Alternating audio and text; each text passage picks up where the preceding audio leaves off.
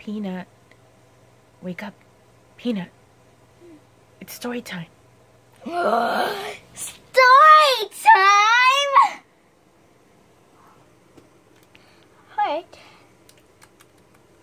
Welcome back to Story Time with Brianna / Peanut. Today, what are we doing today? Oh, we're doing story time. Woo! What are we gonna read? I don't know. I forget. We will be reading the red one. I don't have anything red. One red tomato. Whoa!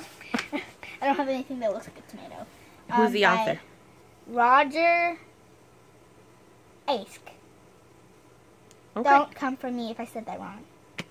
Let me show you. Ask, ASCII, maybe? ASCII. Sounds like an ask. ASCII. I don't know.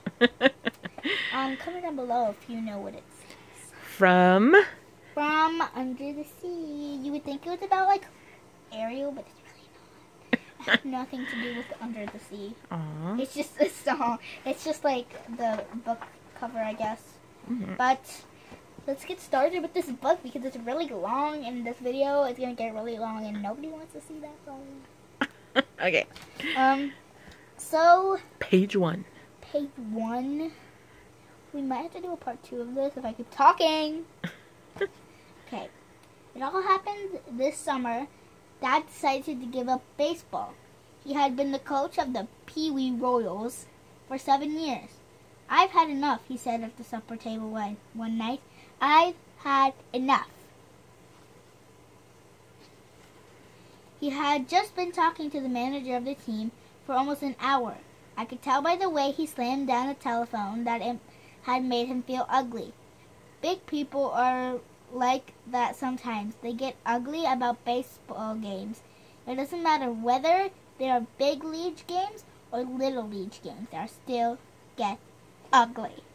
And you can tell this is an old book because basically he's trying to say adult, but instead they said big people.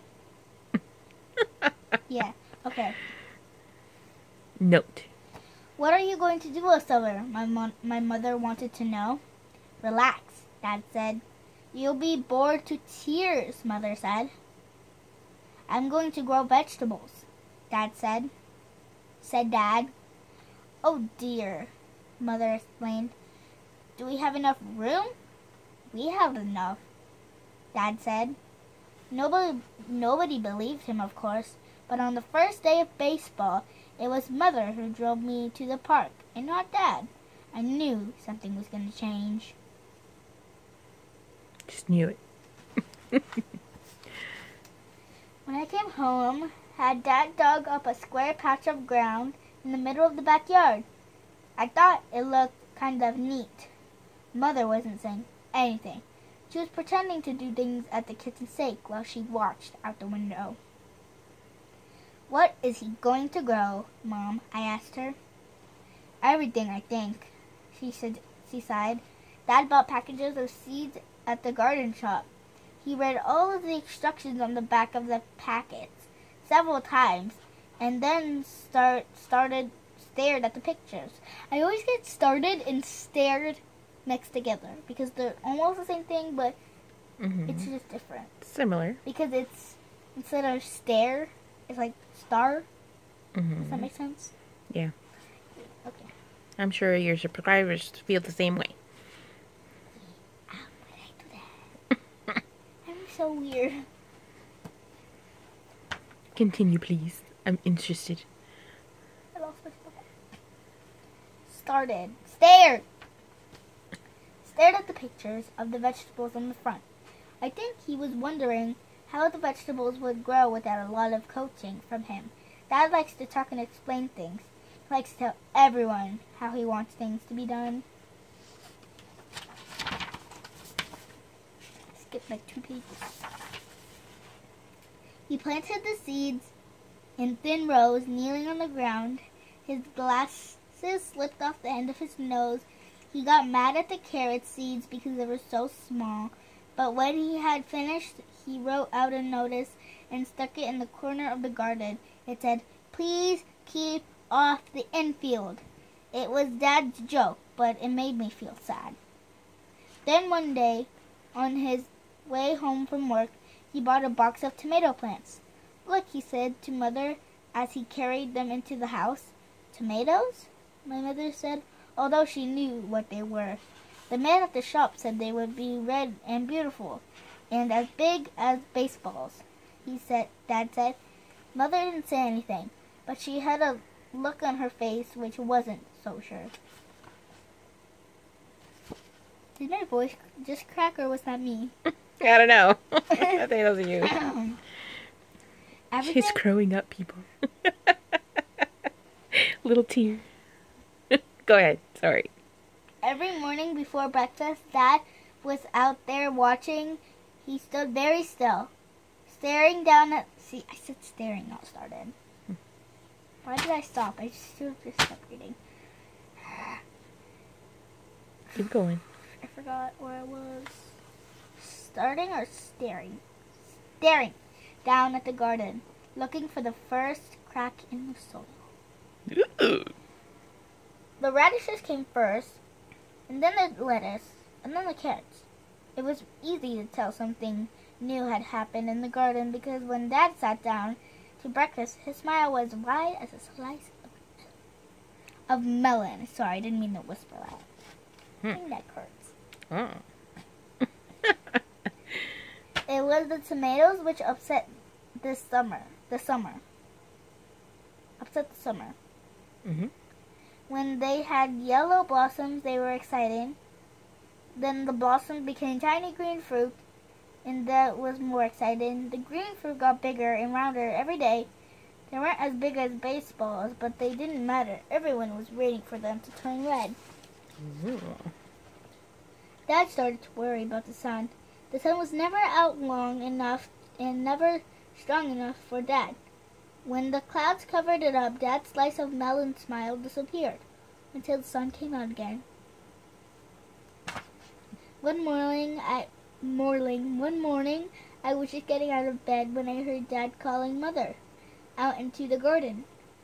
I ran out to see what had happened. Mother was standing with her arm around Dad's shoulder, and they were gazing down at their first red tomato. "It's beautiful," my mother said. "Wow, you did it," I added. Dad's slice of melon smile was back. One day Dad was working and Mother had gone shopping, and I was left with an empty morning. I wandered off to the garden to see if there were any more red tomatoes. There was only the one, and it really looked beautiful. It had a fresh, good to eat look, really nice. Mm-hmm.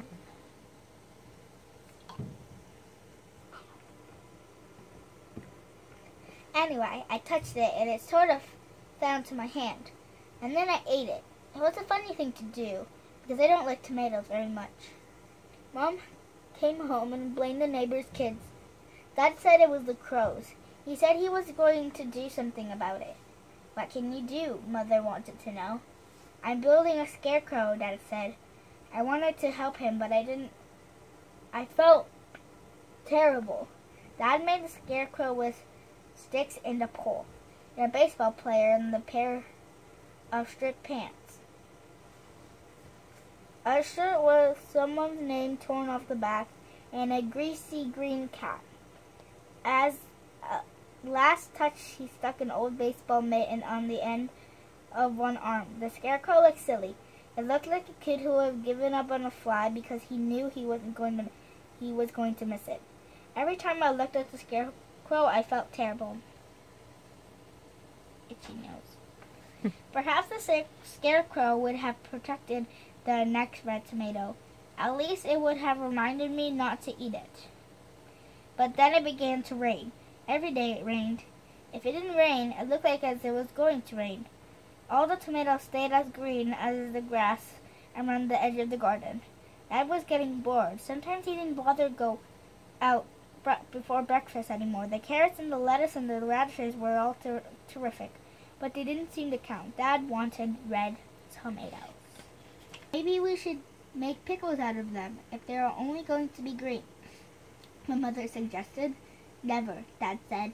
And that was that. I expected to see him sneaking back to all the ball games. And once I missed a play because I thought I saw him in the crowd near the backstop. I was hoping he would come back because he wasn't happy with the next vegetable garden. One day in September afternoon, we had almost lost the second game on the final series. I wandered around to the back of the house without going inside because I didn't want to tell Dad I had struck out 3 times. But he was right there at the edge of the garden. There was a small heap of green tomatoes at his feet, and he had a baseball bat in his hands. Every few seconds he picked one up, threw it into the air, and swung at it. He was aiming right at the scarecrow. "Strike!" he shouted every time he missed one. But he didn't miss often. Most of them were spattered all over the shirt and the basket head of the scarecrow. "You see," he said when he saw me watching, "you see, you've got to follow through the bat. Watch the next green tomato walk clear over the roof of the house, of the neighbor's house." Anyway, that was last summer. This summer, Mother is looking after the vegetable garden, and Dad is back coaching the Pee Wee Royals. One of these days, after we have a good game, I might tell him who stole that one red tomato. I hope you like this story. Ow, I bent my finger. I hope you like the story about the one red tomato. I'm so tired now. Make sure to like and subscribe, and I'm probably going to make more videos of this, but just know that I am going to make more videos of this. So if you don't like them, then just go watch my other videos. Just walk around these and watch the rest of the videos. Don't mind my hands. Good night, everybody. Good night.